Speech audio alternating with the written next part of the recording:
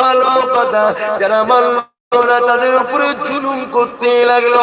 আজ আমার ভারতবর্ষে এই একজন সন্ত্রাসীরা তারাও জুলুম করতে লেগেছে। এমন করে নমরুদও ছিল, পৃথিবীর মানুষকে এক আল্লাহ দিয়ে সরিয়ে দিয়ে নিজেদের ধর্মের দোকানকে চালাবার জন্য জুলুম অত্যাচার করেছিল। এই যুবকেরা আজ থেকে 1000 বছর আগে আল্লাহ নবী যখন দুনিয়াতে আসেন, তার আগে ঈসা নবী চলে যাওয়ার পরে মানুষ এক আল্লাহকে ভুলে গেল। এক আল্লাহকে ভুলে যাওয়ার জন্য, ইসলামকে ভুলে যাওয়ার জন্য এই পৃথিবীর জমিনে কি নোংরা সাম্রাজ্য হয়েছিল। এই পৃথিবীর জমিনে ছেলেরা নিজেদের মাকে রেপ করত, ছেলেরা নিজেদের বোনকে জল লুটত, বাপেরা নিজেদের মেয়েদের জল লুটত, বাচ্চা বাচ্চা মেয়েগুলোকে জেন্ত বলে দিত। তারা এক আল্লাহকে মানত না, তারা 360টা পাথরের নকল খুদা মানত, তারা এক আল্লাহকে ভুলে গিয়েছিল। আবু জেহেল, উতবা, সাইবার মতো তৎকালীন 2 নম্বর নেতা 2 নম্বর খোদাকে দেখিয়ে তারা ব্যবসা করতে লেগেছিল। এদের হাত থেকে মানুষকে বাঁচাবার জন্য বাড়ির রবিউল আউয়াল সোমবার শবে সময় তাম পৃথিবীর মানুষের জন্য দয়া করে রহমত করে আমিনার কোলে আল্লাহ পাক নূরে মুহাম্মদকে পাঠিয়েছিলেন।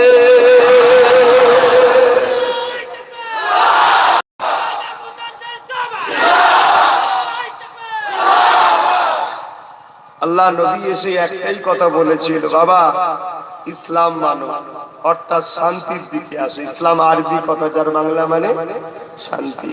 আবু জেহেল ইসলামকে মিটিয়ে দিল, উতবা, সাইবা, আবু লাহাব মানুষকে ইসলাম থেকে সরিয়ে নিজের ধর্মের দোকানে ঢুকিয়েছিল। শুনছেন তো?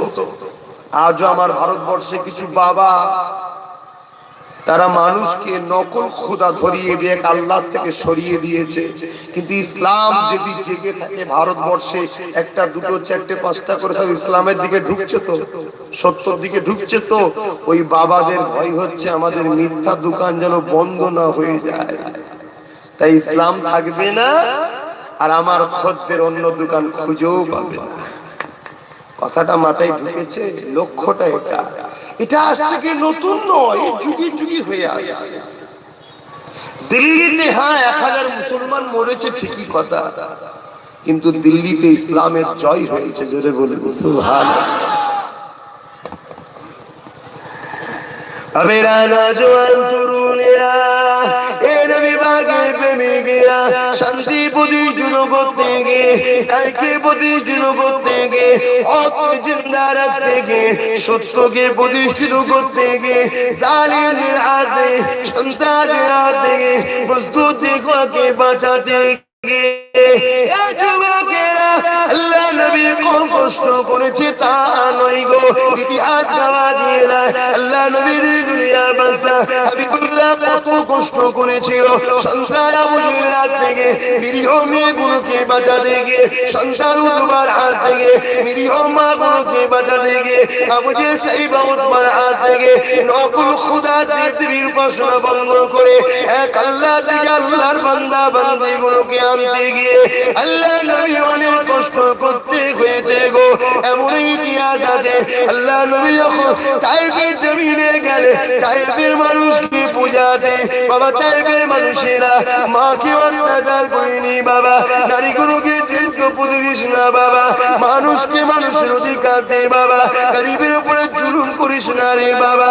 তোদের মালিক হলে একজন, তিনি হলেন আল্লাহ, তাকে মেনে নে, তাকে মেনে নে।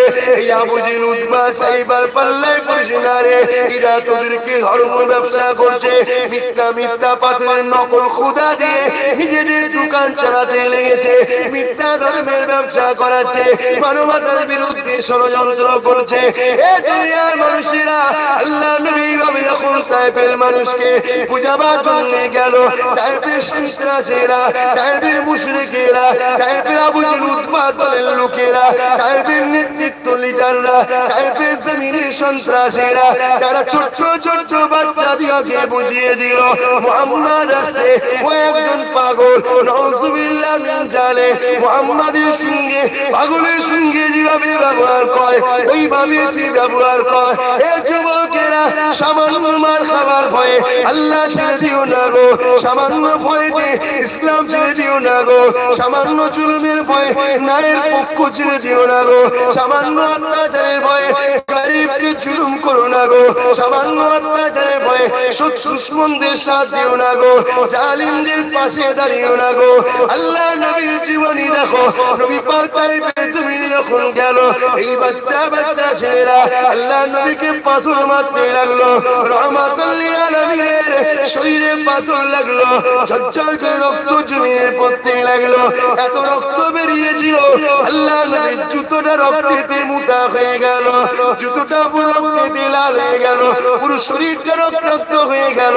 আল্লাহ নবী এত কষ্ট করেছে এই দুনিয়ার মানুষগুলোকে শান্তি কল্যাণ মানবতার রাস্তা দেখাতে গিয়ে।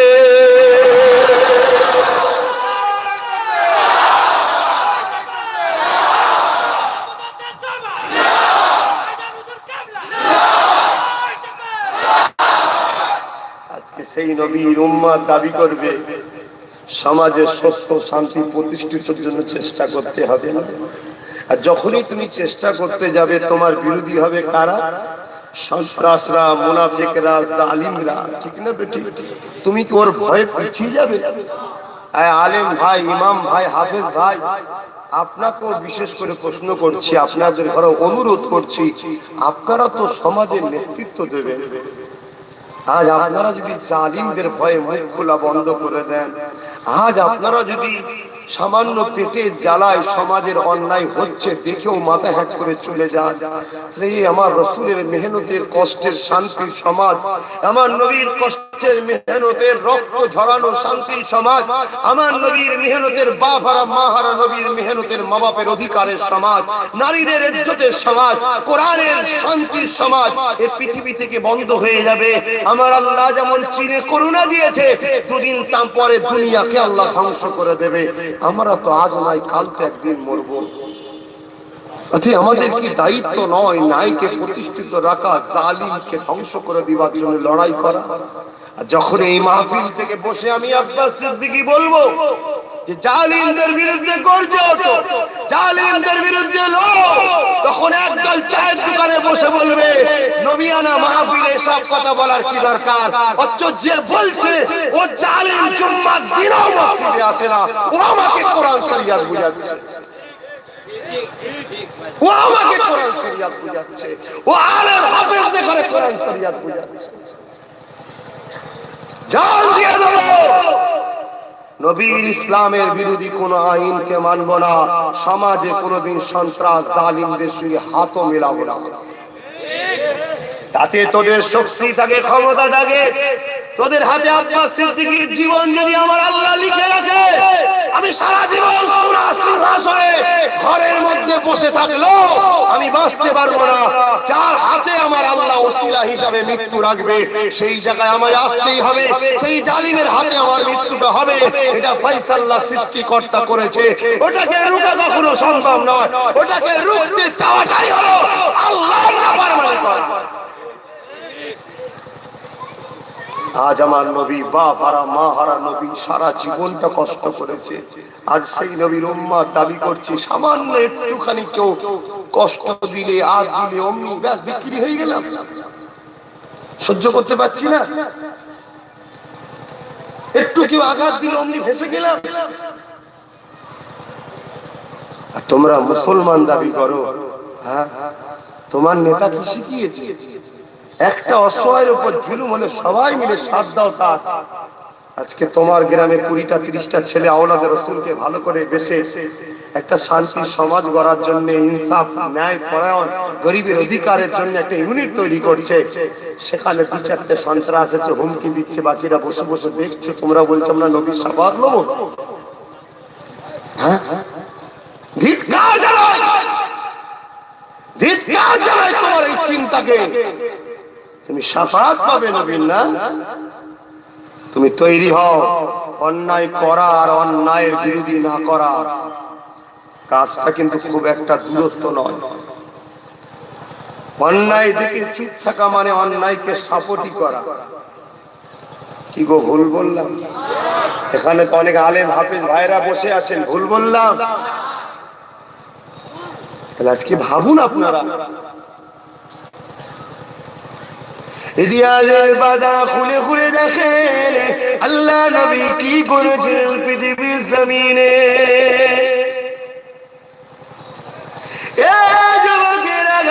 আবু জেহেল উতবা সাইবা পৃথিবীর মানুষের মনুষ্যত্বটাকে কেড়ে নিয়েছিল, পৃথিবীর মানুষের স্বাধীনতাকে কেড়ে নিয়েছিল। আবু জেহেল উতবা সাইবা কি করেছিল? পৃথিবীর মানুষের অধিকারকে কেড়ে নিয়েছিল, পৃথিবীর মানুষকে এক আল্লাহ থেকে সরিয়ে দিয়ে নিজেদের মিথ্যা খোদার দোকানে ঢুকিয়ে দিয়েছিল, পাথরের নিজেদের তৈরি করা নকল খোদার কাছে মাথা নত করিয়েছিল। আল্লাহ নবী দুনিয়া জমিনে এসে কি বলেছিল? এ দুনিয়া মানুষেরা, এই আবু জেহেল উতবা সাইবার কথা মানিস না, তোরা এক আল্লাহর দাসত্ব কর, তোরা নিজেদের মেয়েগুলোকে জ্যান্ত পুঁতিস না, তোরা নারীদেরকে সম্মান দিয়ে মর্যাদা দে। নারী অশুভ নয়, নারী কলঙ্কিতা না, নারী ভোগে জিনিস নয় রে, নারী তোদের দামি সম্পদ রে। যে ঘরে যে প্রথম নারী সন্তান হয়, এর মানে হলো ওই বাড়িওয়ালাকে সৃষ্টিকর্তা শান্তি রহমতের পয়গাম দিল। আল্লাহ নবীর উম্মত দাবি করবে আজকে আমার ভারতের জমিনে যদি নারীদের বেহুসুদি হয়, এই জায়গায় নবীর উম্মতের গর্জানো দরকার আছে না? না, ভেবে দেখো, চিন্তা করে দেখো, কাশ্মীরের মন্দিরের মধ্যে পুরোহিতরা পূজারীরা 7 দিন 8 দিন ধরে 7-8 বছরের বাচ্চা আশিফাকে রেপ করে মেরে দিল। এ নবীর উম্মতেরা, যে নবী সারা জীবন কুরবান করেছে নারীদেরকে বাঁচাবার জন্য, আজকে কাশ্মীরের মন্দিরে ওই আসিফা ইনসাফ পেল না। কি করে পাবে? তোদের নেতা, তোদের মন্ত্রী, তোদের এমএলএ, তোদের ওপর পোস্টে যারা তোদের চেয়েছে সবাই মধ্যে 99% গাদ্দার মুনাফিক চিটিংবাজ রয়েছে। এখানে তোরা কথা বলতে গেলে তারা তখন তোদেরকে চেপে ধরে। আমি আব্বাস থেকে চাই বাংলার বুকে এমন একটা শক্তি তৈরি করবো, এই বাংলার কোন মা, এই বাংলার কোন নারী, এই বাংলার কোন মেয়ে, হোক সে হিন্দু, হোক সে খ্রিস্টান, হোক সে আদিবাসী, হোক সে দলিত, কে কি ধর্ম দেখা আমি দেখবো না। আমি দেখবো আল্লাহর সৃষ্টি কোন নারীর উপরে যদি বেহুসুদি হয়, আমি চাইছি এই বাবার দ্বারা, যুবকদের দ্বারা ওই জালিমের প্রতিশোধ নিয়ে এমন একটা সমাজ গড়ে তুলবো যেখানে নারীদের ঘরে ইসলামী স্টাইলে মর্যাদা দেওয়া হবে।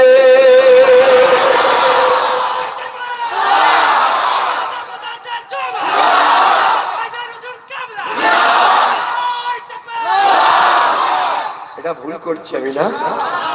কালকে তোর স্কুলে যখন বাচ্চাটা ফিরে আসবে না, তখন তুই বুঝবি আব্বাস সিদ্দিকী কি বলেছিল। কাল তোর বোনটা স্কুল থেকে ফিরবে না, তখন তুই বুঝবি আব্বাস সিদ্দিকী কি বলেছিল। তোর মধ্যে তো সেই মানবতা নেই যে ইউপির কে তুই বোন বলে মেনে নিতে পারবি। আমার মধ্যে আছে। ইউপিতে পূজা বলে একটা 8 বছরের মেয়েকে বিজেপির একটা এমএলএ কুলদীপ সিং রেপ করেছে, এখনো ইনসাফ পায়নি। শুনছেন? এই পূজাকে তোরা দেখছিস হিন্দু, আমি দেখছি আমার আল্লাহর সৃষ্টি। তোরা দেখছিস ও হিন্দু, আমি দেখছি আমার ভারতবর্ষেরই একটা মেয়ে, আমারই একটা বোন, সে বাপ আদম থেকে মা হাওয়া থেকেও তার শুরু। ইসলাম একে বলে। কি গো, আলোচনা খারাপ লাগছে? পরিবর্তন হও যুবকরা। এই জোয়ানি, রক্ত, এই গরম, এই তাক তোমার ইনসাফের জন্য লাগাতে হবে, ন্যায়ের জন্য লাগাতে হবে, সত্যের জন্য লাগাতে হবে। তবে তোমার এই তাকতকে আল্লাহ টিকাবে, না এই জালিম বসে তোমার তাকতকে নেস্তে নাবুদ করে দেবে। আল্লাহ নবী পৃথিবী জমিনে মাদেরকে কোন সম্মান দিয়েছিল? আল্লাহ নবী জানিয়ে দিলেন দুনিয়া মানুষেরা, তোরা মাকে অত্যাচার করিস না, তোরা মাকে জুলুম করিস না, তোরা মাকে প্রিয়ার কর। আমি মুহাম্মদ জানিয়ে দিই, সৃষ্টিকর্তা জানিয়ে দিয়েছে, মান রাদিয়াহু ওয়ালিদাহু ফালানা নুখরাদি।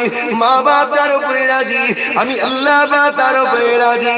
এ দুনিয়া মানুষেরা, আল্লাহ নবী মা বাপকে সম্মান দিল আল জান্নাতু তাহতাল উম্মাহাত ছেলেদের জান্নাতুল মাহফিল পায়ের তলায় আজকে আমার ভারতবর্ষের জমিনে দিনকে দিন বৃদ্ধাশ্রম করে উঠছে মা বাপকে বন্দী করে দিচ্ছে মা বাপেও যদি হচ্ছে হোক সে হিন্দু ঘরে হোক সে খ্রিস্টান দলিত ঘরে কিন্তু আমি যখন নবীকে মানি আমার নবী মাকে সম্মান দিতে বলেছে যে ঘরে হোক না কেন আমার বাংলার জমিনে এমন একটা শক্তি তৈরি করবো কোনো মা যদি অধিকার না পায় কোনো মা যদি ইজ্জত না পায় কোনো মা যদি কষ্ট পায় ওই মায়ের পাশে দাঁড়িয়ে এই মায়ের অধিকারের জন্য আমাদের লড়াই করা এটা আমার নবীর হুকুম না হুকুম না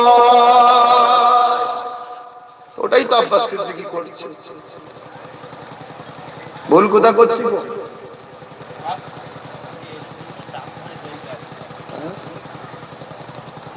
কি গো ভুল হচ্ছে আমার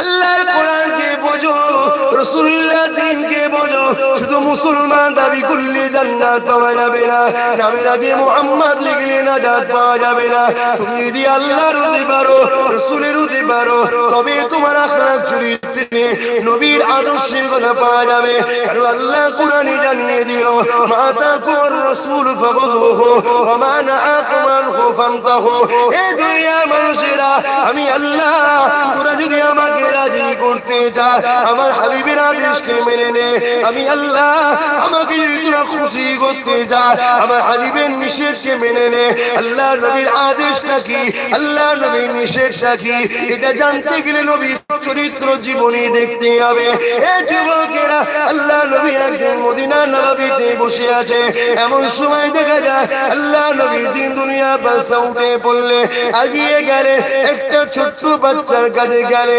আল্লাহ নবী বাচ্চাটাকে জিজ্ঞাসা করতে লাগলো এ বাবা ছেলে রে তুমি প্রতিদিন যখন খেলতে আসো তোমার হাতে একটা পাখি থাকে বাবা রে আজকে সেই পাখিটাকে দেখতে পেলাম না বাবা ছেলে তোমার পাখিটা কোথায় কি হয়েছে বলো এ যুবকেরা সাহাবা অবাক হয়ে গেলে ইয়া রাসূলুল্লাহ হাবিবাল্লাহ আখিরাতের দায়িত্ব নিয়ে এসেছে ইয়া রাসূলুল্লাহ হাবিবাল্লাহ একটা বাচ্চা রাতে পাখি দেখতে পান না একদিন আরে না সঙ্গে সঙ্গে খোঁজ নিতে গেছে আল্লাহ নবী বলেছিলেন এ বাবা সাহাবারা আমি নবী তো তামাম মখলুকাতের নবী আমি দয়ার নবী রহমতের নবী ওই পাখিটার খোঁজ নেওয়াটা এটা আমার রাসূলুল্লাহর আদর্শ আজকে যদি পাখির খোঁজ নিতে পারে এ মুসলমান জিজ্ঞাসা করি তাহলে তোমার পাড়াতে কোনো গরিব মেয়ে বিবাহ না হয় অর্থের জন্য তোমার পাড়াতে কোনো বিমারি অর্থের জন্য চিকিৎসা না করতে পারে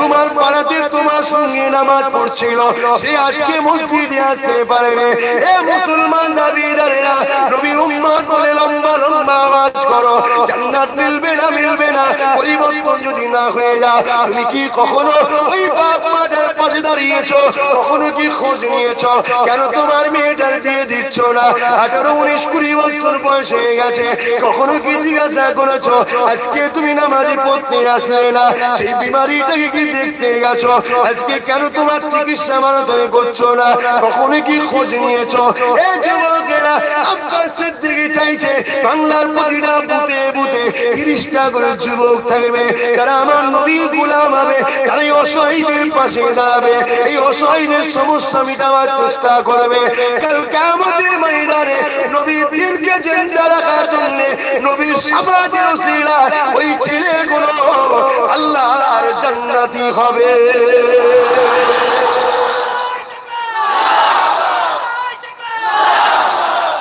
এটাই তো আমি করছি অসুবিধাটা কি হয়েছে হ্যাঁ পাড়ায়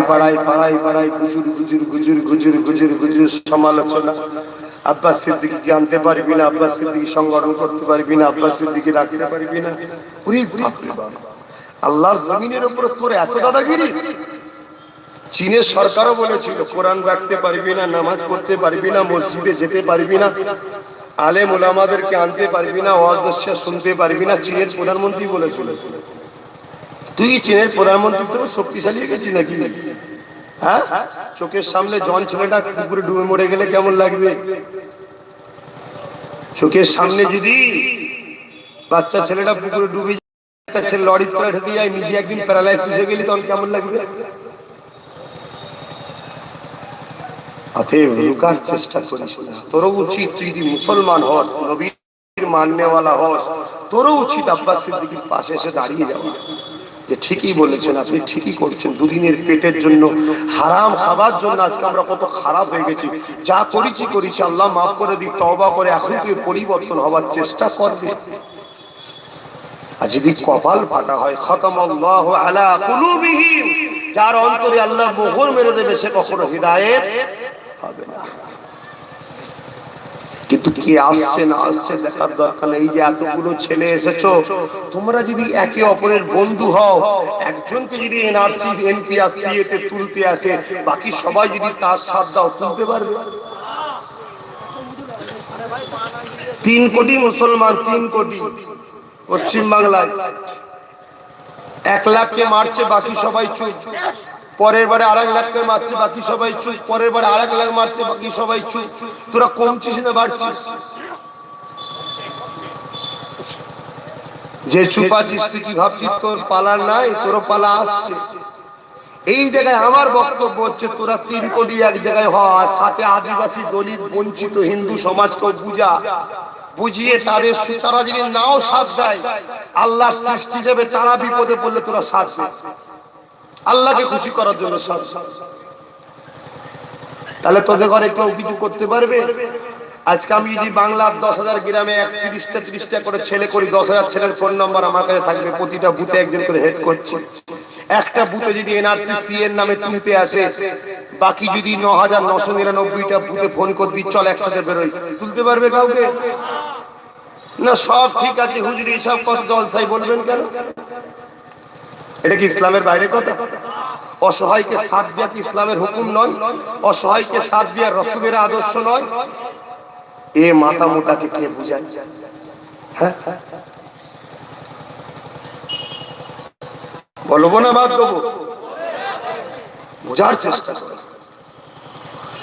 আল্লাহ নবী সারা জীবনের মসজিদ ছিল। আল্লাহ নবী সারা জীবনের প্ল্যান, মিশনটা কি ছিল?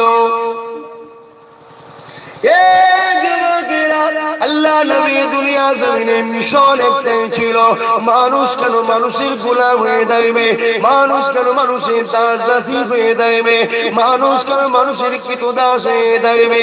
আল্লাহ নবী পৃথিবীর জমিনে তৎকালীন সময় সন্তান আবু জেহেল, উতবা, সাইবা, আবু লাহাব, এই পৃথিবীর মানুষগুলোকে আল্লাহ নবী এই দাসত্ব শিকল থেকে আজাদ করে দিয়ে এক আল্লাহর সৃষ্টি আল্লাহ থেকে এনে পৃথিবীর জমিনে শান্তি, আমার নাই পরায়ণ, ইনসাফ পৃথিবীর জমিনে নবী প্রতিষ্ঠিত করেছিলেন।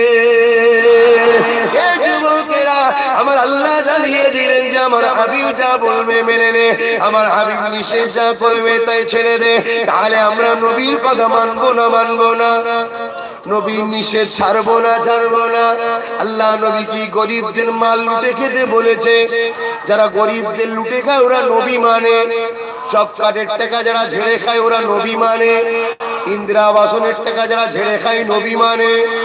হারাম খোরগুলো বলবে এবার এইসব ওয়াজ হচ্ছে কেন?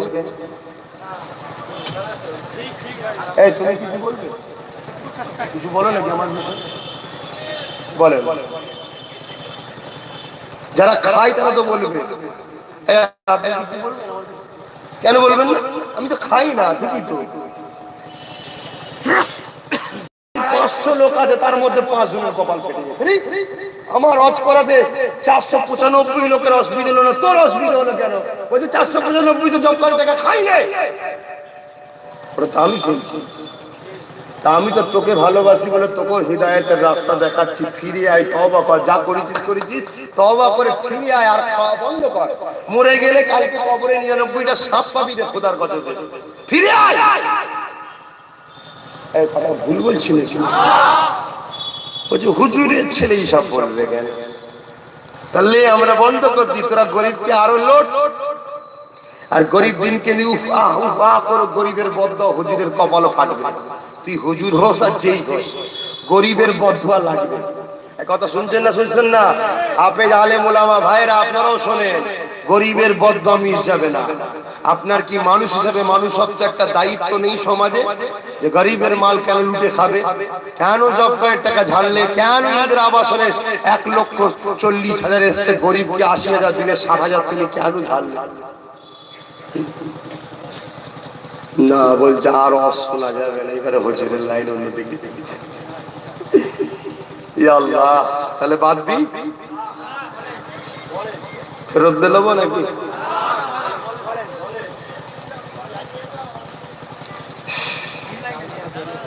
শুধু একা বলবো নয়, আব্বাস সিদ্দিকীর মতো প্রতিটা বুথে 30 জন করে হতে হবে। প্রত্যেকটা বুথে বুথে তোরা নবীর গোলাম হ। নবী সর্বসময় গরিবদের সাথে ছিল, নবী সর্বসময় জালিমদের বিরোধী করেছিল, নবী সর্বসময় অসহায়দের আশ্রয় দিয়েছিল, নবী সর্বসময় ভোকাদের ঘরে খানা খাইয়েছিল, নবী সর্বসময় মজলুমদের সাথে দিয়েছিল, নবী সর্বসময় এই বদমাইশ চরিত্রহীন সন্ত্রাস আবু জেহেল উতবার রাজত্বের বিরুদ্ধে ছিল। কিভাবে দেশ চালাতে হয় নবী নিজে দেশের রাষ্ট্র নায়ক হয়ে দেশ চালিয়েছিল। এ ফাটাকা বলে বলতে কোরআন হাদিসের কথা ছেড়ে দেন, রাজনীতির কথা বলছে কেন? যদি কেউ মনে করে কোরআন হাদিসের বিরোধী রাজনীতি, সে মূর্খ ছাড়া কিছু নয়। কোরআন হাদিস অনুযায়ী রাজনীতি করা এ তো মানবতার কাজ, সুন্নাতের কাজ, সবের কাজ। দেশকে কিভাবে চালাতে হয়, সমাজকে কিভাবে চালাতে হয়, প্রশাসন ব্যবস্থা কেমন হবে, আইন ব্যবস্থা কেমন হবে, জনগণের নিরাপত্তা কিভাবে হবে, খাদ্য কিভাবে জনগণের কাছে পাবে, সমস্ত টোটাল জীবন ব্যবস্থার নাম ইসলাম।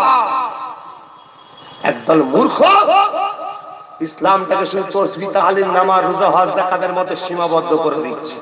আর এই সুযোগে মুসলমান সেজে মুনাফিক গুলো সব মুসলমানদের দরদি হয়ে পার্টির লিডার হয়ে বসে আছে, রাস্তা উদ্বোধন করবে, নারকল ফাটাচ্ছে। এই ফাটা কপালে তুই নারকল ফাটাবি কেন? নারকল ফাটানোটা হিন্দুদের কাজ, তারা তাদের কালচার করুক না। এ দেশ তোর, এ দেশ তোর, তুই যা কিছু করবি বিসমিল্লাহ বলে শুরু করবি, ঠিক না? তাহলে তুই যখন বিসমিল্লাহ না বলে নারকল ফেটিছিস, তখন তো আমার ভাবা দরকার, তোর উপরে ভরসা করলে কালকে তুই তো আমাকে ক্যাম্পে যে গেলে তুই কিছু বলবি না, ঠিক না বেটে? আমার মসজিদ পুরাবে, কোরআন পড়াবে, ইমামকে জবাই করবে, মৌলানাকে গুলি করবে, হাফেজ ওলামাদের ঘরে ইমাম থেকে বেইজ্জতি করে দাঁড় দাঁড়িয়ে দেবে, তখন তোর মুখে কথা বেরোবে না কেন? তুই আল্লাহর রসুলের কোরআন মানিস, কোরআন মানিস নেই, রসুল মানিস নেই, আল্লাহকেই মানিস নেই, তোর উপর আমি কি ভরসা করবো? ঠিক না বেটে?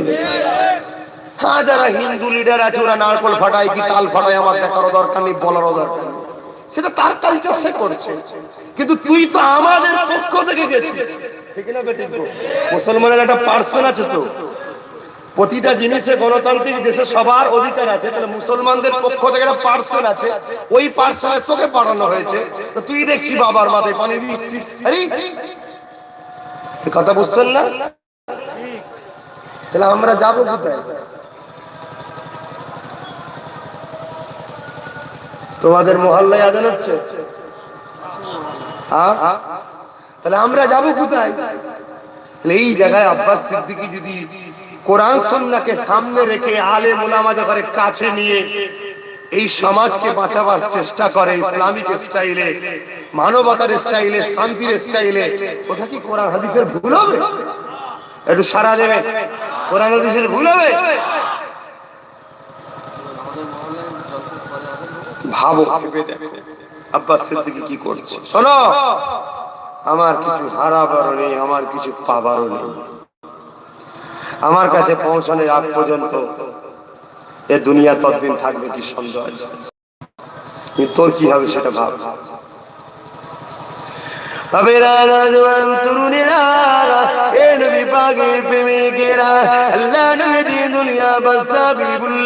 দুনিয়া জমিনে নবী আমার কি করেছিল জানতে হবে, কারণ নবী পাক জানিয়ে দিলে, আমার আল্লাহর কোরআন জানিয়ে দিল, লাকাদ কানা লাকুম ফি রাসূলিল্লাহি উসওয়াতুন হাসানা।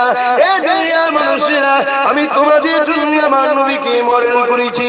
নামাজ পড়বে নবী দেখো, রোজা রাখবে নবী দেখো, হজ করবে নবী দেখো, যাকাত দেবে নবী থেকে শেখো, মেয়ের বিয়ে দেবে নবী দেখো, কেমন করে দান খায়রাত করবে নবী দেখো, গরিবকে ভালোবাসবে নবী দেখো, রাজনীতি করবে।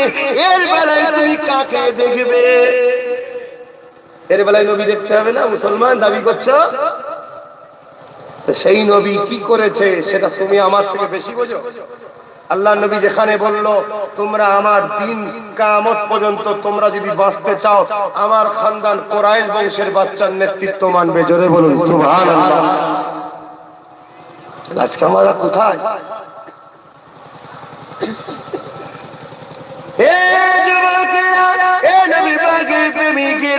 আমাদের সমাজে এমন একটা ভুল মেসেজ দিয়েছে, রাজনীতি মানে গুন্ডাগিরি, রাজনীতি মানে দুর্নীতি, রাজনীতি মানে সন্ত্রাসী, রাজনীতির নেতা মানে চরিত্রহীন, রাজনীতির নেতা মানে গুন্ডা, রাজনীতির নেতা মানে ডাকাত, রাজনীতির নেতা মানে রেপিস্ট, রাজনীতির নেতা মানে গরিবদের লুটবে। এই যে সমাজে রাজনীতি এত নোংরা হয়ে গেছে, যখনই পীরের বাচ্চার মুখ দিয়ে বেরোয়, বাবারা আমার আবু বকর এই সমাজকে পরিবর্তনের জন্য তিনি ভালো ভালো লিডার 40 জনকে ঠিক করে আইনসভাতে পাঠিয়েছিল, যাতে করে আইনসভা থেকে ইসলামের বিরুদ্ধে আইন না তৈরি করতে পারে। এই 44 জন তার প্রতিরোধ করবে, যাতে করে আইনসভার মধ্যে মানবতার বিরুদ্ধে আইন না হয়। এই 44 জন প্রতিরোধ করবে, যাতে করে আইনসভাতে দেশের বিরুদ্ধে আইন না হয়। এই 44 তার প্রতিরোধ করবে। এই কথা যখন বাংলা জমিনে বলবো, এই মূর্খ সমাজের মধ্যে একদল লোক বলবে এটা কি করে হতে পারে? আবু বকর কি রাজনীতি করেছে? কেন ওর নজরে দেখছে রাজনীতি মানে তো চোর, রাজনীতি মানে তো ডাকাত, রাজনীতির লিডার মানে চরিত্র, ও তো ওর মতো ভাবছে। এই যুবকেরা এই বাংলা ভারতের জমিনে যখন আইন সভাতে ইসলাম বিরোধী আইন তৈরি হলো, কোরআন বিরোধী আইন তৈরি হলো, লিডাররা গরিবদের বিরুদ্ধে আইন তৈরি করতে লাগলো। আমার আবু বকর তিনি মুজাদ্দিদ মানে যুগ সংস্কার, সবকিছু অন্যায়ের বিরোধী প্রতিরোধ করে শান্তি প্রতিষ্ঠিত করবে। আমার আবু বকর তো বলে এই বাংলার জমিন থেকে ভালো ভালো দেখে দেখে দেখে 44 জন মানুষকে বলেছিল বাবা তোমরা দাঁড়াতে হবে, বাবা ইসলামের স্বার্থে, কওমের স্বার্থে, গরিবের স্বার্থে, দেশের স্বার্থে, কোরআন সুন্নাহ অনুযায়ী বাবা ভালো চরিত্র মানুষ হয়ে পার্লামেন্টে আইন সভাতে তোমাদেরকে যেতে হবে। আমি আবু বকর তোমাদেরকে শপথ করলাম। জামানার মুজাদ্দিদের থেকে তুই বেশি বুঝিস? তোর দাদু, তোর বাপ দাদু গোষ্ঠী কলেমা পড়েছে জামানার মুজাদ্দিদের ওসিলায়, তার থেকে বেশি বুঝে গেছিস? হাঁটা কপালে হারাম খেয়ে খেয়ে এরকম হয়ে গেছিস। আজকে তার বাচ্চা, তার আওলাদ, আজকে যখন আমি দেখেছি সেই আইন সভা থেকে কোরআনের বিরুদ্ধে আইন তৈরি হচ্ছে, মুসলিম পার্সোনাল লয়ের উপরে হাত দিচ্ছে, মসজিদের মাইককে বেইজ্জতি করছে, মানুষের নাগরিকত্ব কেড়ে নিয়ে সেই দাসত্বতা তৈরি করার প্ল্যান চলছে, যেটা আবু জেহেল করেছিল, ফিরআউন করেছিল, উতবা করেছিল। আল্লাহর সৃষ্টিকে বাঁচাবার স্বার্থে, মসজিদ মাদ্রাসার ইজ্জতের স্বার্থে, গরিব মা বোনেদের ইজ্জত বাঁচাবার স্বার্থে আজকে আওলাদে রাসূল যখন আমি 44টা দেব বলেছি, এই যুব সমাজ আমি কি অন্যায় করছি? তাহলে এদের প্রতিরোধ করা দরকার আছে না নাই? তবে আজ বেরিয়ে কারোর সঙ্গে ঝগড়া করবে না। কেউ যদি তোমাদেরকে কামড়াতে আসে তার বিষ দাঁতটা চিকিৎসা করে দেবে। কথা বুঝছেন না? বোঝেন না? নিজেরা খবরদার। কুকুর ঘেউ ঘেউ করে কখন? যখন সে পাগলা হয়ে যায়, একে কামড়ায় ওকে কামড়ায় চেষ্টা করে। আজকে কিছু সমাজে মুসলিম শোরাতে কুকুর আছে, তারা পাগলা হয়ে গেছে যে আমার হারাম খাওয়া বন্ধ হয়ে যায়, আমার সব চলে গেল, সে ঘেউ ঘেউ ঘেউ তাকে তাকে কামড়াতে যাচ্ছে। খবরদার, তুমি কামড়াতে যাবে না। তুমি তোমার স্টাইলে থাকো, তুমি ন্যায়ের দিকে, সত্যের দিকে, দেশের দিকে, সংবিধানের দিকে, মানবতার দিকে। তোমাকে কোনো দিকে তাকাতে হবে না, তুমি তোমার স্টাইলে চলো। তোমাকে কেউ যদি কিছু বলে একটাই কথা বলবে, গণতান্ত্রিক দেশে তোমার ভালো লেগেছে মমতাকে তুমি বাসো, তোমার ভালো লেগেছে কংগ্রেসকে তুমি বাসো, তোমার ভালো লেগেছে বুদ্ধদেবকে তুমি বাসো, আমার ভালো লেগেছে আওলাদে রাসূলকে তাই আমি বাসি। কথা বুঝে এসছে? তোর ভালো লেগেছে কাফের মুশরিককে ভালোবাস, আমার ভালো লেগেছে আওলাদে রাসূলকে। দুটো লাভ হবে, দুটো লাভ। বুখারী ও মুসলিম শরীফের হাদিস। আল্লাহ নবী একজন বেনুজ নবীকে জিজ্ঞেস করছেন, হুজুর কিয়ামত কবে হবে? নবী বললেন অবশ্যই হবে। মা'আদাতলাহা, তুমি কি করেছো কিয়ামতের জন্য? ফাকা মা'আদাতুলাহা কাসীরা সালাতি ওয়া সিয়ামিন, হুজুর নামাজ রোজার কথা যদি বলেন বেশি বেশি করতে পারেনি। ইল্লা আন ইউহিব্বুল্লাহ রাসূলুহু, তবে মুহাব্বতের কথা যদি বলেন আমি খুবই ভালোবাসি আপনাকে আর রাসূলকে। জোরে বলুন সুবহানাল্লাহ। আল্লাহ নবী বলেছেন আল মারউ মা'a মান আহাব্বা, দুনিয়ায় যে যাকে মুহাব্বত করবে পরকালে সে তার সঙ্গে জান্নাত থাকবে। জোরে বলুন সুবহানাল্লাহ। আল্লাহ নবী অপর হাদিস শরীফের মধ্যে বলছে, বিশ্বের মানুষ আমার খানদান হলো নূহ নবীর কিস্তির ন্যায়। আমার খানদান কি? নূহ নবীর কিস্তির ন্যায়। নূহ নবীর কিস্তিতে যারা উঠেছিল তারা নাজাত পেয়েছে। আমার খানদানের সঙ্গে যারা দুনিয়ায় সম্পর্ক রাখবে তারাও আখিরাতে নাজাত পাবে। জোরে বলুন সুবহানাল্লাহ। তোমাদের উঠা বসা চাল চলন সবকিছু তোমরা যদি আমাকে ভাই বলে সন্তান বলে মানো, দাদা হুজুরের চতুর্থ প্রজন্ম হিসাবে আমার কি দায়িত্ব নয় আমার আবু বকরের মুরিদদের হয়ে ভাবা? এই দায়িত্ব আছে না নাই? হাত তুলে দেখাও, দায়িত্ব আছে না নাই? আর তোমাদের জন্য লড়াই করার অধিকার আছে না নাই? তোমাদের উপর যে জুলুম করে তাদেরকে জবাব দেওয়ার অধিকার আছে না নাই? তোমরা তোমার বাপ হও, তোমরা তোমার মা হও, তোমরা তোমার ভাই বোন হও, তোমাদের হাতে যে চোখ দেখাবে তার চোখের চিকিৎসা সরকার আছে না নাই? হাত লাগাও। সাথে সাথে মানুষ হিসাবে, দলিত আদিবাসী নবীর উম্মত হিসাবে নবী যখন সবাইকে ভালোবেসেছে তাদেরকেও অধিকারের জন্য তাদের হয়ে বাঁচাবার জন্য চেষ্টা করার দরকার আছে না নাই? তোর ভালো লাগে না তুই বেরিয়ে যা, তুই বাম করবি, কংগ্রেস করবি, টিএমসি করবি, বিজেপি করবি, জাহান্নামে যাবি। আমাকে কেন দেখাতে হবে? ঠিক না বেটি? আমি আমার মাকে, আমার বাপকে, আমার ভাইকে, আমার বোনকে বুঝাবো আমি যা করবো তোমরা তাই করবে। ঠিক না বেটি? ৭৩ বছর ধরে আমরা কেউ বলিনি যা খুশি করেছো। কংগ্রেস, বাম, টিএমসি সব করেছো, সবাই মিলে তোমাদের ঘরে লুটেছে। লুটতে লুটতে লুটতে এমন জায়গায় দাঁড় করিয়ে দিয়েছে আজকে এই গণতান্ত্রিক দেশে প্রকাশ্য পশ্চিম বাংলাতে একজন বলছে মুসলমানদের ঘাড়ে লাথি মেরে বার করে দেবো। আর আমাদের দরদি বেগুন আছে, একটা কারোর মুখে কথা আছে? আজকে দিল্লিতে কেজরিওয়ালকে ৬২টা দিয়ে দিল, সব খুশি। বিজেপি হেরে গেছে, গুয়ের ইপিটার উপিট সব সমান, সবটাই গু। কথা বুঝছেন না? বোঝেন না? শুধু একটা শুকিয়েছে, একটা কাঁচা আছে, সাইজ সব একই। কথা বুঝছেন না? বোঝেন না? আজকে দিদিকে যদি সবই দিয়ে দিই, দাদাকে যদি সবই দিয়ে দিই, আর ওরা যদি জিতার পরে মিলে যায় এরকম, কপাল ফাটবে না? আমি আব্বাস সিদ্দিকী আমার মায়ের ইজ্জতের কথা আমি ভাববো না? তুই ইজ্জত বিক্রি করে খাওয়া অভ্যেস আছে, যা তুই কোথাও ধান্দায় বসাবি, মা বোনকে বসাকে যা। যদি আমার মা বোন হয়, আমার মা বোনের কথা আমি ভাববো। ঠিক না বেঠি? আজকে দিল্লিতে হাফেজে কোরআন গুলোকে আগুন ধরিয়ে দিল, বাচ্চা বাচ্চা ছেলে কোরআন পড়ছে। আরে যে কোরআন বলেছে একটা মানুষের উপর জুলুম করলে পুরো মানুষের উপর জুলুম করা পাপ হবে। একটা নিরীহকে আশ্রয় দিলে পুরো নিরীহকে আশ্রয় দেওয়া সওয়াব হবে। এইরকম একটা সৃষ্টিকর্তার বাণীকে, কোরআন শরীফকে দিল্লির রাজধানীতে একদল সন্ত্রাস ধর্ম ব্যবসায়ীরা প্রকাশ আগুন ধরিয়ে দিল, হাফেজে বাচ্চাগুলোকে পুড়িয়ে দিল। এই খোদার কদমে জানোয়ারগুলোর মুখে কথা নয়। যখন আব্বাস সিদ্দিকী বাংলার মসজিদ মাদ্রাসাকে বাঁচাবে, হাফেজে কোরআনকে বাঁচাবার চেষ্টা করছে, ইমামদের মাইনের কথা ভাবছে, মুয়াজ্জিনদের মাইনের কথা ভাবছে, এই আরব জাহানের মধ্যে তখন আমার বিরুদ্ধে কথা পাওয়া যাচ্ছে। এই শয়তানগুলোকে চিনা দরকার আছে না?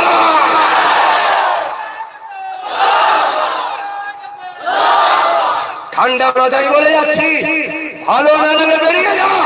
আব্বাস সিদ্দিকী সামনে আসবে না।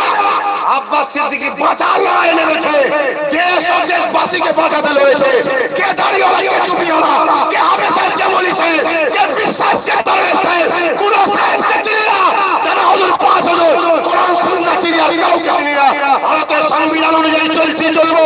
ভারতের সংবিধান আমাকে অধিকার দিয়েছে, আমি আমার জন্য লড়তে পারি, তবে সেটা সংবিধান অনুযায়ী লড়াই হবে। এই লড়াইয়ে আমার সাথে কারা আছে হাত তুলে দেখান।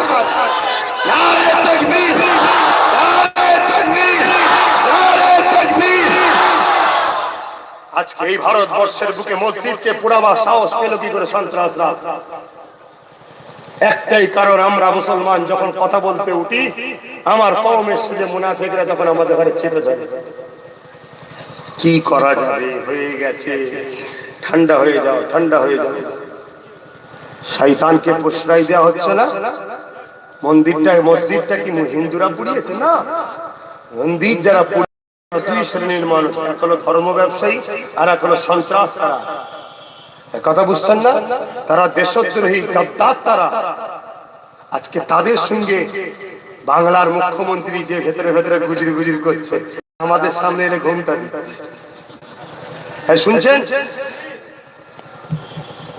আমি আব্বাস সিদ্দিকী যখন বলেছি 44টা লাগবে, পাড়ায় পাড়ায় পাড়ায় পাড়ায় সব দালাল ছেড়ে দিয়েছি।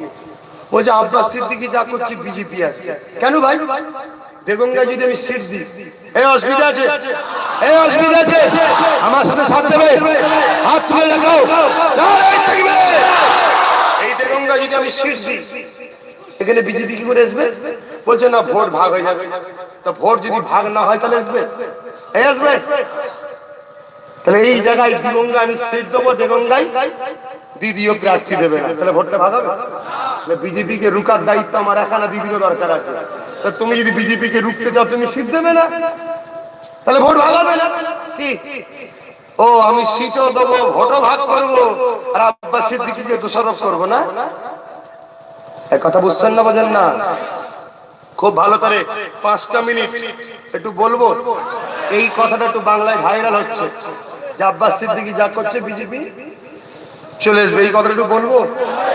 বুকে হাত দিয়ে বলুন। এই পাশে একটা প্রোগ্রাম হচ্ছিল, আজকে আবার বলছি, পশ্চিম বাংলায় বিজেপি চলে আসবে না চলে এসছে? তোমরা এনআরসির পক্ষে না বিরুদ্ধে? এনআরসি সিএনপিআর এর পক্ষে না বিরুদ্ধে? তোমরা যদি পশ্চিম বাংলা এনআরসি সি এর বিরোধী হও, তোমার বাংলার মুখ্যমন্ত্রীর পক্ষে না বিরুদ্ধে? কেন সব র্যালি করছিল না? এনআরসি সি এ মানছি না, মানবো না, লক্ষ লক্ষ টাকা খরচ করে পোস্টার করেছিল না?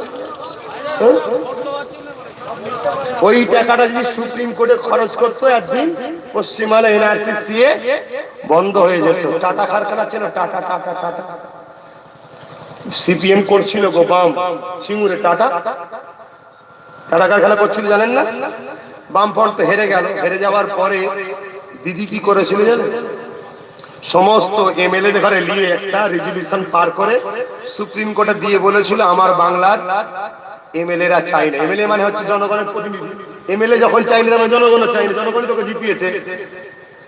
সেই টাটা কারখানাকে সুপ্রিম কোর্ট থেকে ব্যান করে দিল।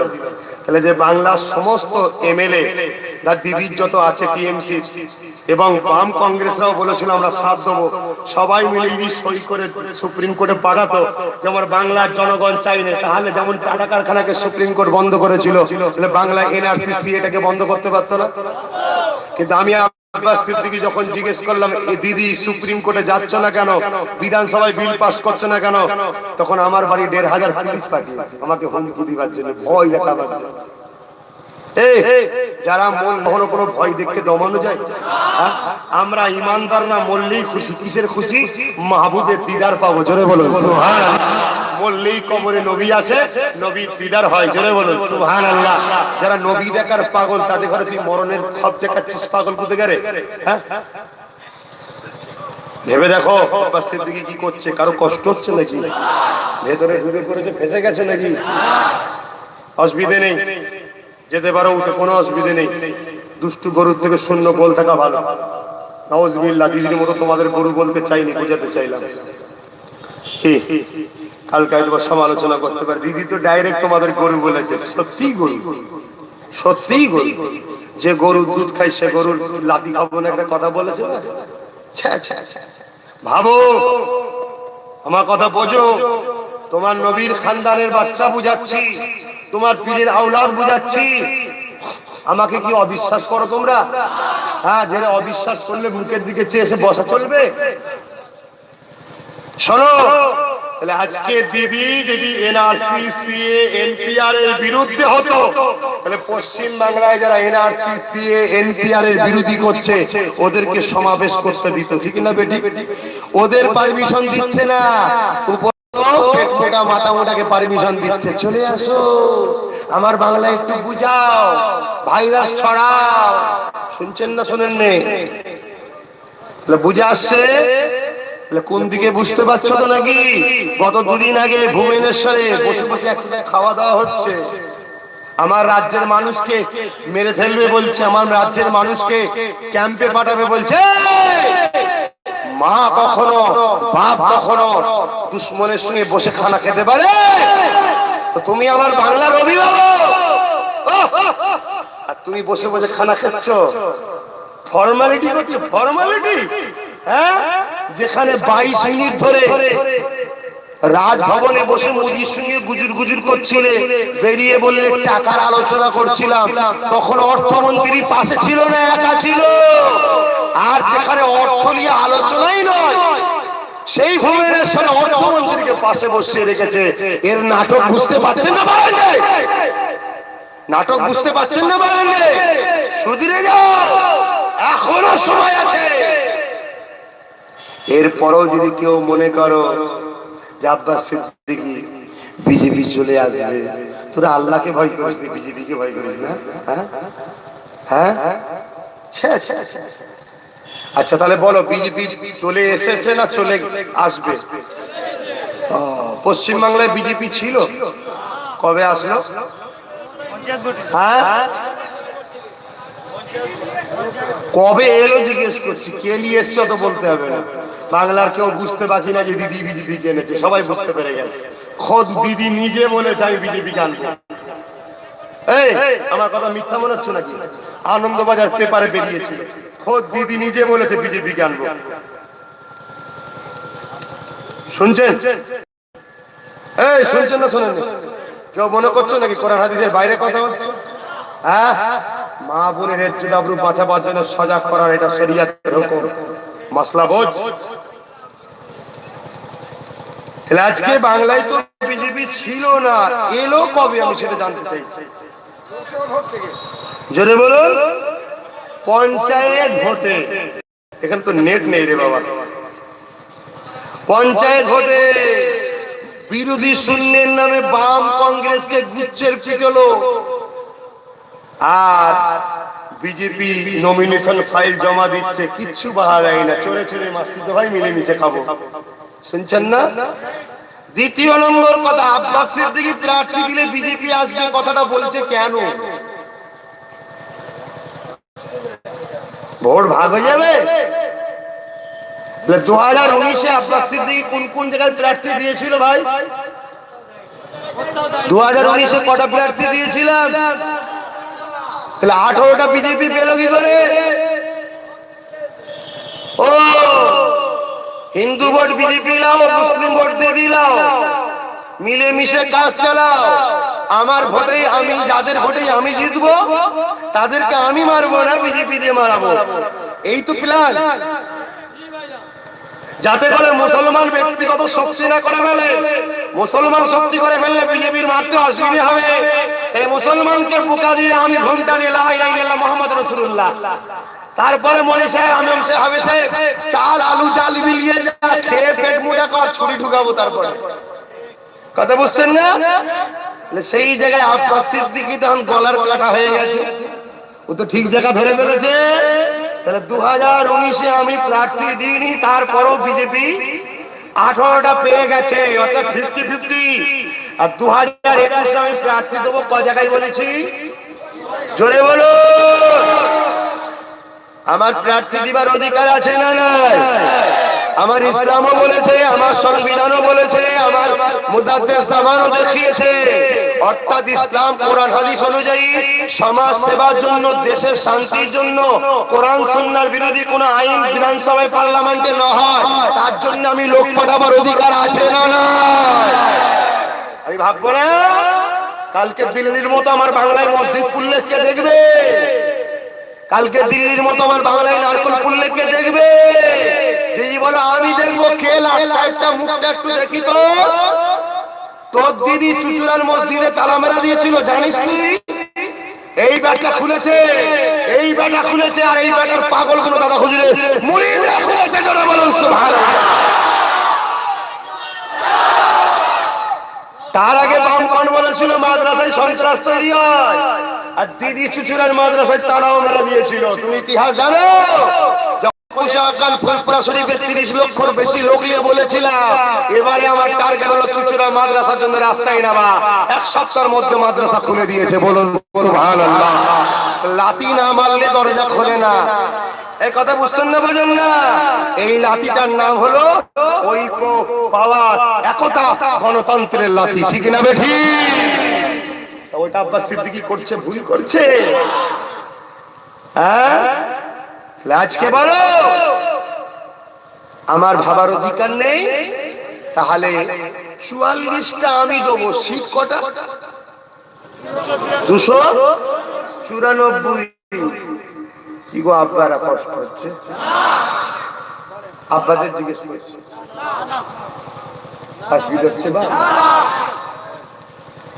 সিট কটা? 294 দেবো। কটাই বলেছি? বাকি কত আছে? 250। 44টা আব্বাস সিদ্দিকী দেবে। ধরুন আব্বাস সিদ্দিকী দেওয়ার জন্য যদি বিজেপি চলে আসে, তাহলে 44 জায়গায় আসবে, অন্য জায়গায় আসবে না তো? অন্য জায়গায় আমি দিইনি তো, ঠিক না বেটে? অন্য জায়গায় আসা হবে, আসবে না। 44টা যদি বিজেপি পায়, পশ্চিম বাংলার মুখ্যমন্ত্রী হতে পারবে তো? 44 সিটলে কখনো মুখ্যমন্ত্রী হয়? দ্বিতীয় নম্বর, আমি যে 44 জায়গায় দেবো, ইনশাআল্লাহ ওই 44 জায়গায় বিজেপি আসবে না। কথা বুঝছেন না, বোঝেন না? এরপরও কারো যদি ধারণা হয় এলাকা যদি কোনো মুসলিম টিএমসির লোক, বামফ্রন্টের লোক, কংগ্রেসের লোক থাকো, তাদের উচিত যদি বিজেপিকে রুখতে চাও, তাহলে তাদেরও তো উচিত আমি যে জায়গায় দেবো ওই জায়গায় নবীর খানদানের হয়ে কাজ করা দরকার, ঠিক না? ঠিক। যদি মুসলমান হোস, যদি ইমানদার হোস, তোরা তো উচিত চলে আসা।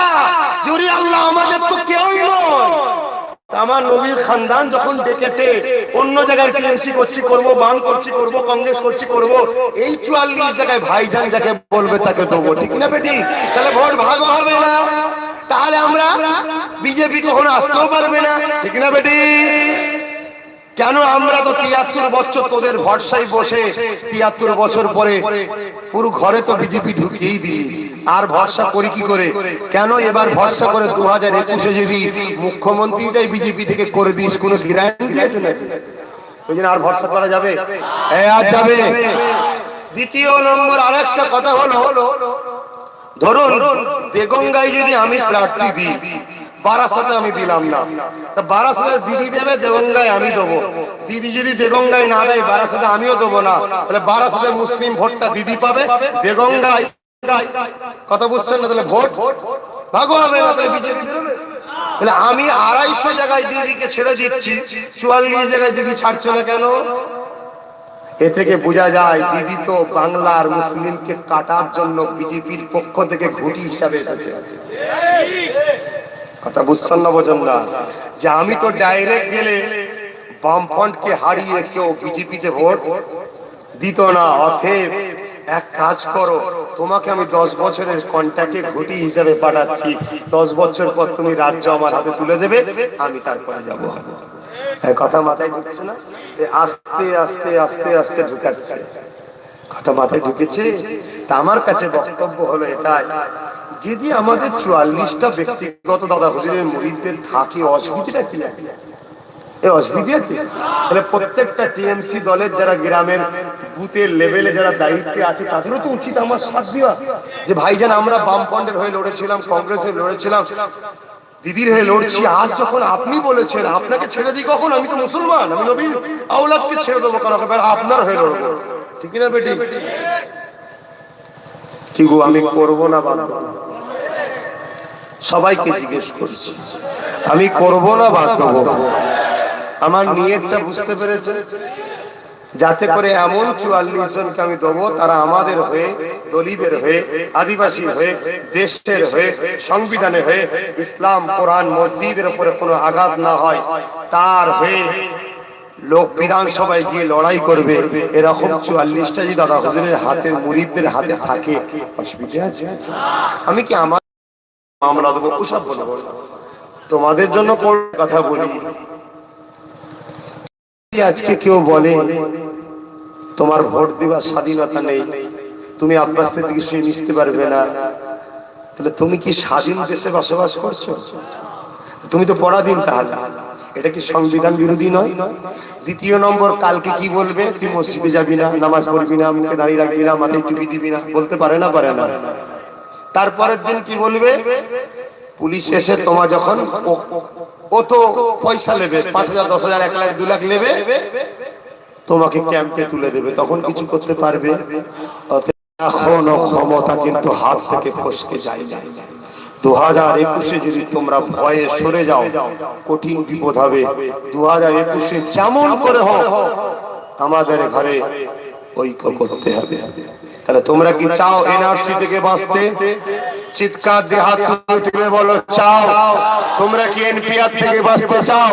তোমরা সিএ থেকে বাঁচতে চাও? তোমরা ভারতবর্ষের পশ্চিম বাংলায় স্বাধীনভাবে মাথা তুলে বাঁচতে চাও? তোমরা ওয়াকফ সম্পত্তির অধিকার পেতে চাও? ইমামদের 20,000, মুয়াজ্জিনদের 10,000 মাইনে চাও? তোমরা কি আদিবাসী, দলিত, হিন্দু গরিবদের অধিকার ফিরে পেতে চাও? তোমরা কি গণতান্ত্রিক দেশে স্বাধীনভাবে মিলে বাঁচতে থাকতে চাও? যদি চাও 2021-এ আব্বাস সিদ্দিকীকে জিতাতে হবে। রাজি আছো? চিৎকার দিয়ে বলো রাজি আছো? আমাকে জিতাতে হবে মানে আমি যে 44টা দেবো, ওই 44টাকে, আর যেখানে আমি দেবো সেখানে যে দেবে না, বাকি সব জায়গায় তাকে আমরা ভোট দেবো। অর্থাৎ বাকি সব জায়গায় চেয়ারে 3টে পা তার হাতে দেবো, আর 1টা পা আমাদের হাতে থাকবে।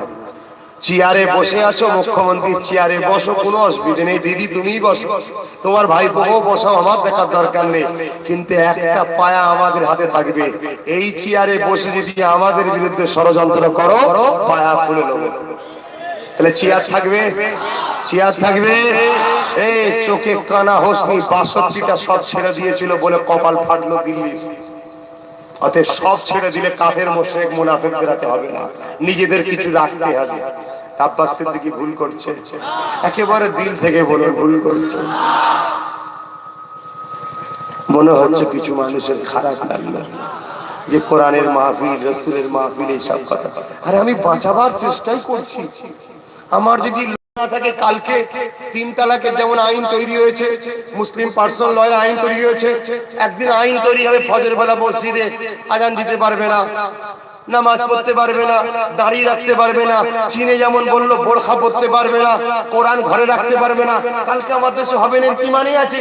প্রকাশ্য তো বলছে 2021-এ ইসলামকে রাখবো না ভারতবর্ষে, বলছে না বলেন বিজেপির লোকেরা।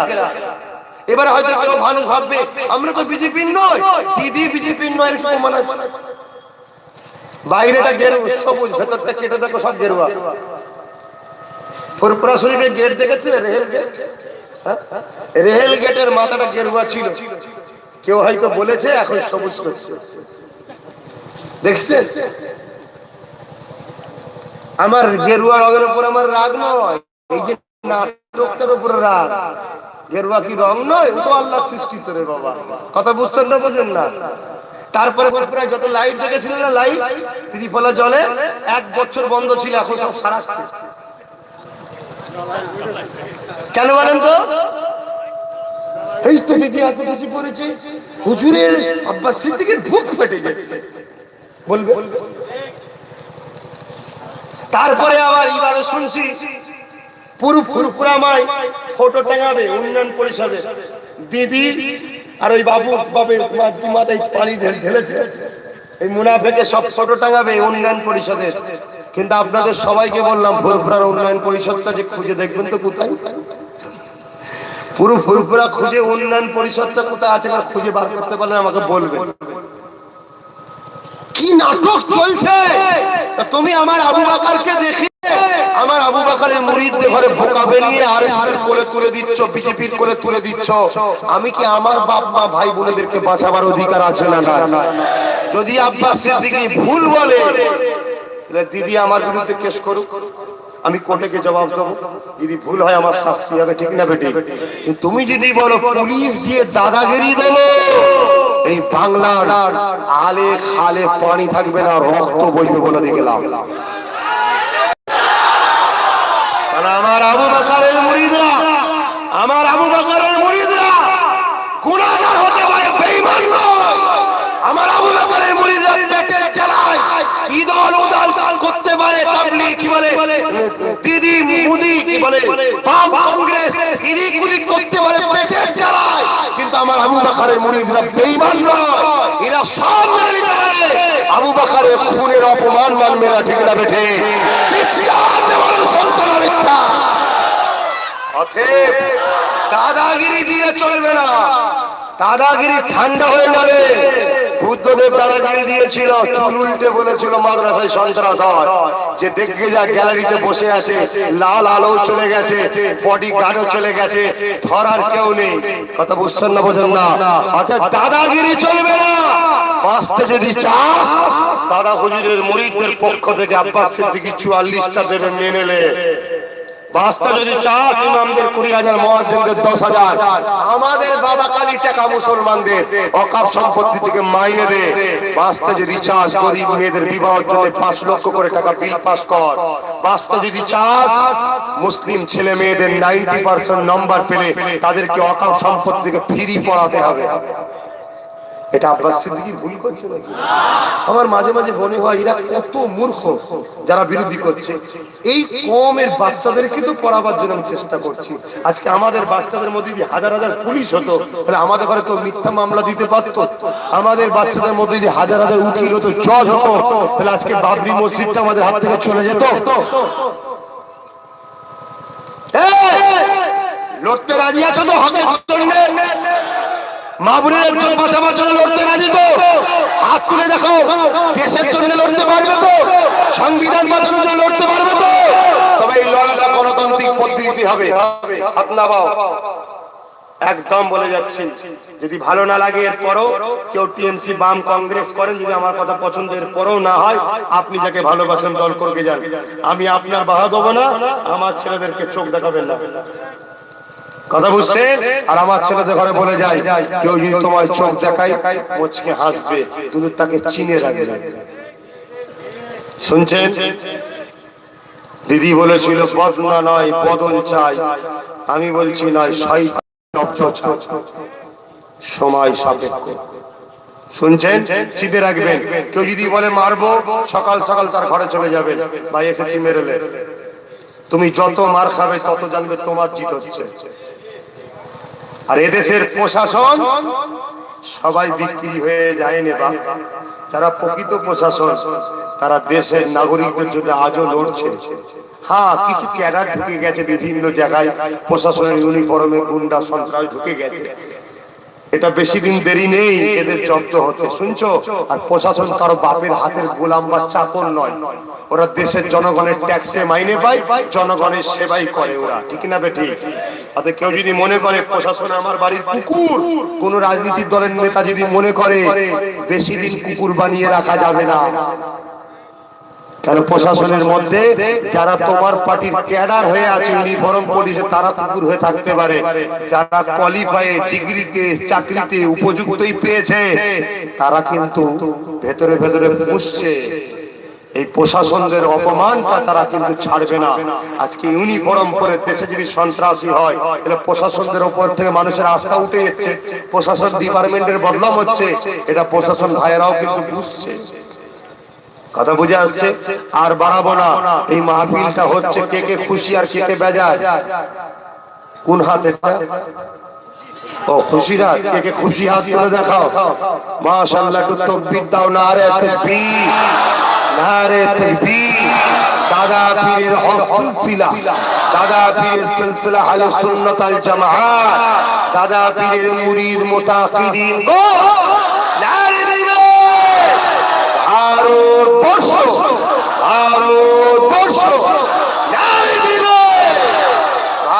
শেষ কথা। অত কিছু বুঝি না। কংগ্রেস বলেছিল 25 বছর ভোট দিয়েছেন, বাম বলেছিল 34 বছর দিয়েছেন, দিদি বলেছেন 10 বছর দিচ্ছেন। একটা বার আওলাদে রাসূলের কথা শোনা যাবে? আলহামদুলিল্লাহ। তাহলে প্রথমে এখন যেটা করতে হবে, পকেটে হাত দাও, ছেলেরা যাচ্ছে, যার যা খুশি দেবে, কেউ উঠবেন না। দুয়ার প্রয়োজন আছে না নাই? কপাল ফাটা যদি হও, দোয়া না নিয়ে চলে যাও। যদি মজা দেখতে এসে দেখো মজা হয়ে গেছে, চলে যাও। আর যদি মনে হয় দোয়া লিয়া দরকার আছে, পকেটে হাত দাও, যার যা খুশি দাও, দোয়া হবে, বসো। বিসমিল্লাহ শরীফের সঙ্গে 11 বার দরুদ শরীফ, 3 বার সূরা ফাতিহা, 10 বার সূরা ইখলাস শরীফ তেলাওয়াত করুন। আমি শেষ নামাজ পড়ে দোয়া আছে, আমি শেষ। আরো বেশি করে ছেলে ঢুকাও, প্রত্যেকে দেবে বাপ 10 20 50 100, কেউ ফাঁকা দেবে না। এই মাহফিল হচ্ছে, একটু দোয়া হবে। মা বাপ ভাই বোন চলে গেছে, বলো দাও। আমি একটা কোনো কথা মানবতার বিরুদ্ধে বলিনি, দেশের সংবিধানের বিরুদ্ধে বলিনি, কোরআন সুন্নাহর বিরুদ্ধে বলিনি, ঠিক না বেটি? কোরআন সুন্নাহ আমাকে শিখিয়েছে হকের হয়ে লড়াইয়ের কাজ করো।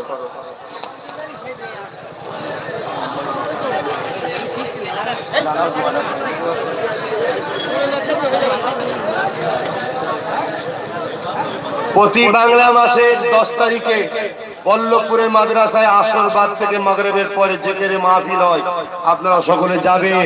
এই যুবকরা বিশেষ করে যাবে, যে আল্লাহ আল্লাহ করবে। আর যুবকদের বলে যায়, মা বাপ ভাই বোন সবাইকে বলে যায় 5 ওয়াক্ত নামাজ পড়ো, জানের থেকে বেশি রাসূলুল্লাহকে ভালোবাসো, ঈমানকে মজবুত করো। যে যত বেশি নবীকে ভালোবাসবে তার ঈমান তত মজবুত। আর বেঈমান ঈমানদারকে কখনো মিটাতে পারবে না। শুনছো, মরণ একদিন না একদিন হবে। কুকুর বিড়ালের মতো বেউজ্জতির মরণের থেকে, দোদকে দোদকে মরার থেকে সিংহের মতো বাঘের মতো লড়ে মরতে হবে, ঠিক না বেটি? তবে লড়াইটা যেন সত্যের জন্য, ন্যায়ের জন্য হয়, মিথ্যার জন্য যেন না হয়, জুলুম যেন করে না হয়। মুসলিম হোক, আদিবাসী হোক, দলিত হোক, সাঁওতাল হোক, যে ধর্মেরই হোক না কেন, আল্লাহর সৃষ্টি হিসাবে কেউ বিপদে পড়লে তার পাশে দাঁড়াবে। আজ আমার দেশ বড় বিপদে, এই দেশের জন্য আল্লাহর কাছে দোয়া করবে। আর মনে রাখবে, এ দেশ আমাদের ছিল, আছে, থাকবে। এই দেশকে যিনি নিজেদের রাখতে চাও, এই মুনাফিক মুসলিম সূরাতে মুনাফিকগুলোকে চিনতে হবে। এদের হাত থেকে বেঁচে আওলাদের রাসূল যে রাস্তা দেখাচ্ছি দেখো। কেন নবী বলেছে, হে আমার উম্মতেরা, তোমরা আমার খানদানের নেতৃত্ব মানবে। সেই কুরাইশ বংশের বাচ্চা আজকে বাংলার যুবকদের বলি, তোমাদের নেতৃত্ব দিচ্ছি, তোমরা কি আমার নেতৃত্ব মেনে নেবে না? এই যুবকেরা কুরাইশ বংশের বাচ্চার নেতৃত্ব মানবে না? আর তুমি আল্লাহকে সাক্ষী রেখে বলো, নারে তাকবীর, নারে তাকবীর, আসো ইয়া নবী সালাম।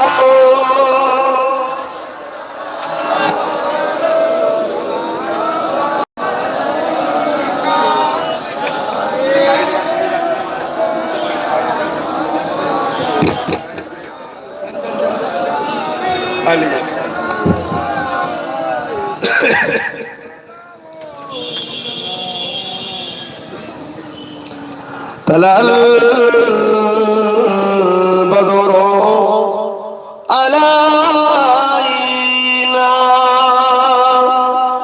من سنيات الوداع وجب الشكر علينا ما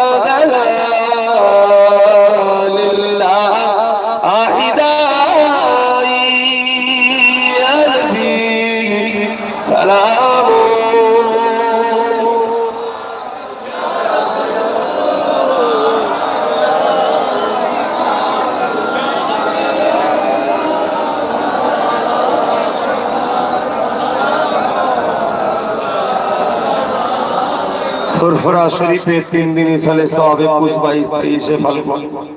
যারা যাবেন রাস্তাঘাটে সাবধানে যাবেন, মোটরসাইকেলে গেলে অবশ্যই হেলমেট নিয়ে যাবেন। হুড়োহুড়ি করবেন না, আস্তে আস্তে যাবেন। যেখানে সেখানে দাঁড়িয়ে চা পান টান খাবার শখ করবেন না। রাত্রিরে যাতায়াত করবেন না, দিনে যাতায়াত করবেন। আর একটা কথা হলো, নলেজ সিটির মাঠ চেনেন তো?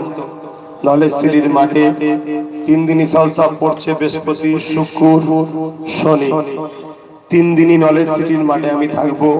টাইম হচ্ছে বৃহস্পতিবারে সকাল 10টা থেকে সন্ধ্যা পর্যন্ত। অনেক আলোচনা আছে, কথা বুঝে আসছে।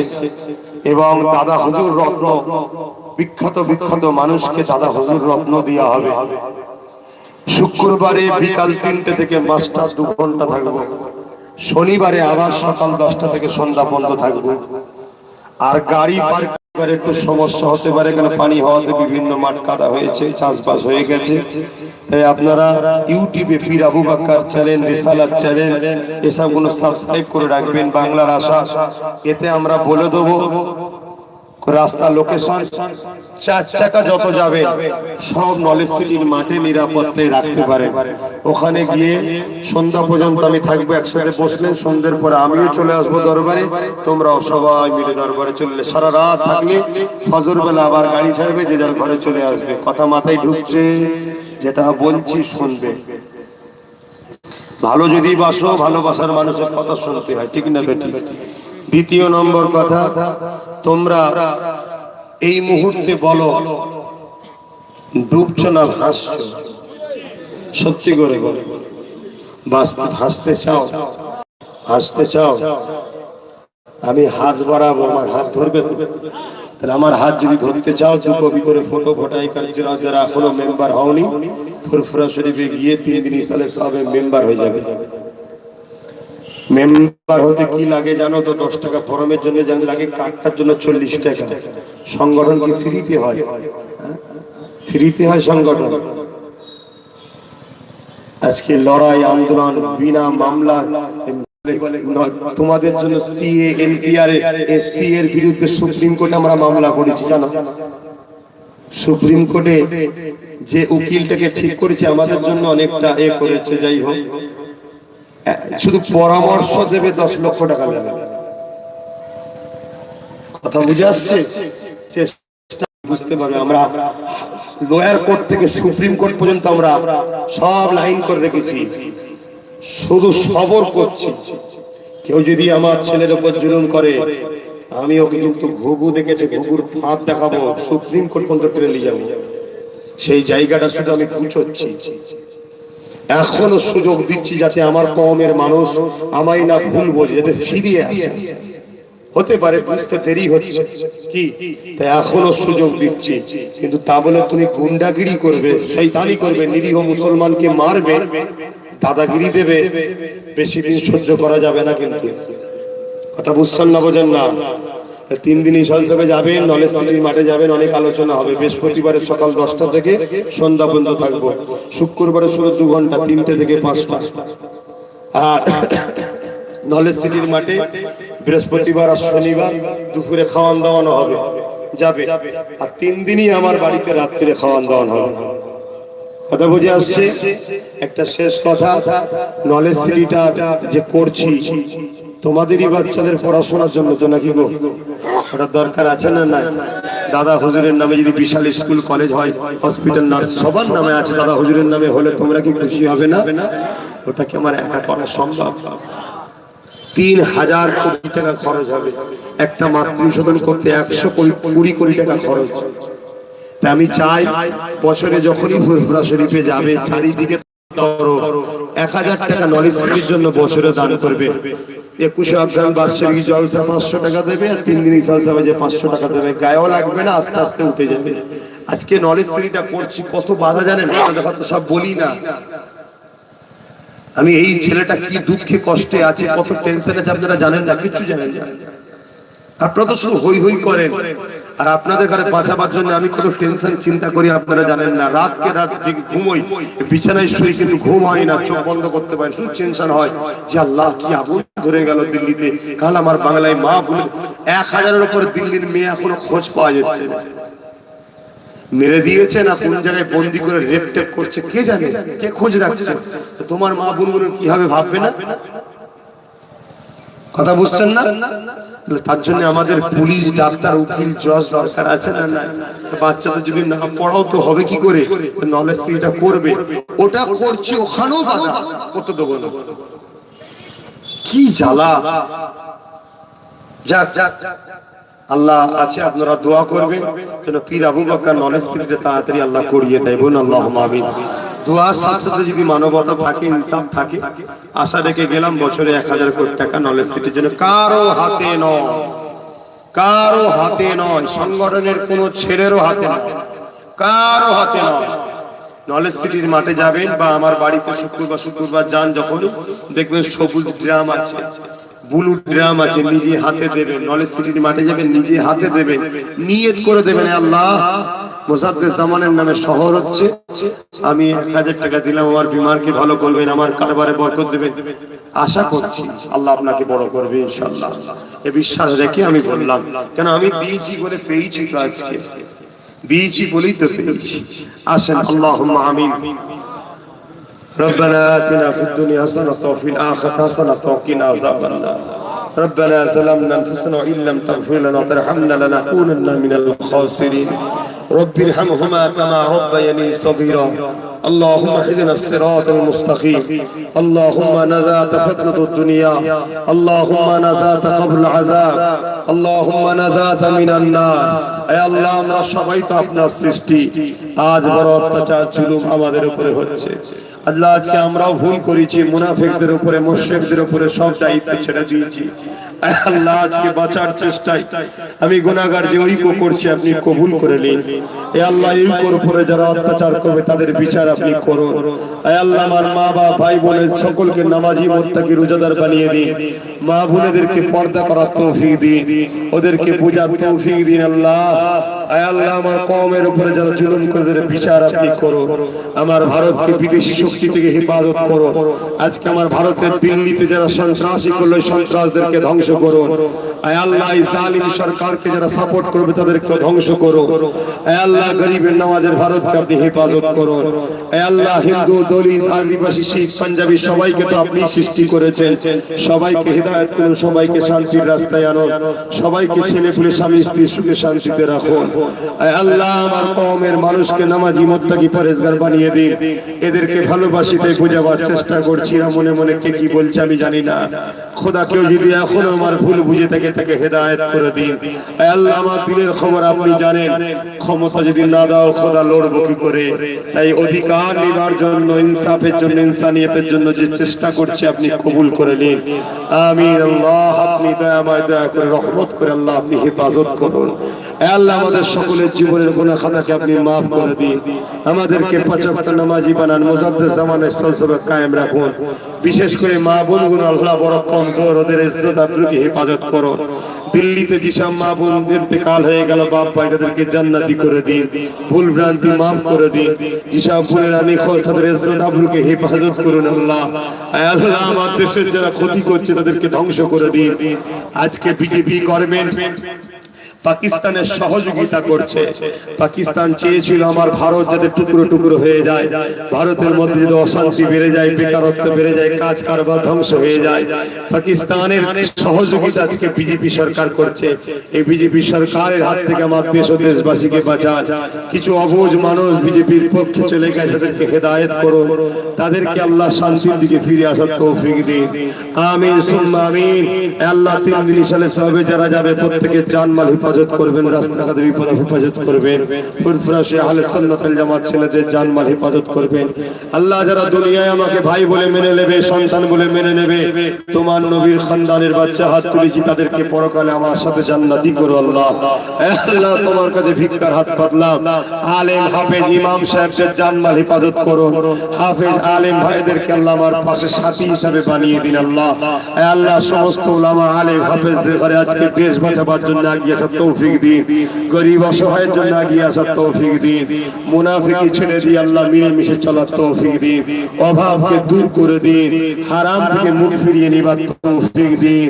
আল্লাহ, আপনার ভরসায় রাস্তাঘাটে ঘুরে বেড়াই জানমাল ইমানের জন্য আপনি হেফাজত করছেন, করবেন। আল্লাহ, আল্লাহ, দুনিয়ার কোন শক্তি কোন পাওয়ারকে ভয় করি না, একমাত্র আপনাকে ভয় করি, আপনার দাসত্ব করি, আপনার কুদরতি কদমে মাথা রাখি, আপনি আমার জন্য ভালো করবেন। আল্লাহ, আল্লাহ, আপনি আমার মনে আশাকে পূরণ করবেন, নলেজ সিটি করার তৌফিক দিবেন। আল্লাহ, পীর আবু বকর নলেজ সিটিকে কবুল করুন। আল্লাহ, আমিন সুম্মা আমিন। বারহাক লা ইলাহা ইল্লাল্লাহ মুহাম্মাদুর রাসূলুল্লাহ সাল্লাল্লাহু আলাইহি ওয়াসাল্লাম। আসসালামু আলাইকুম।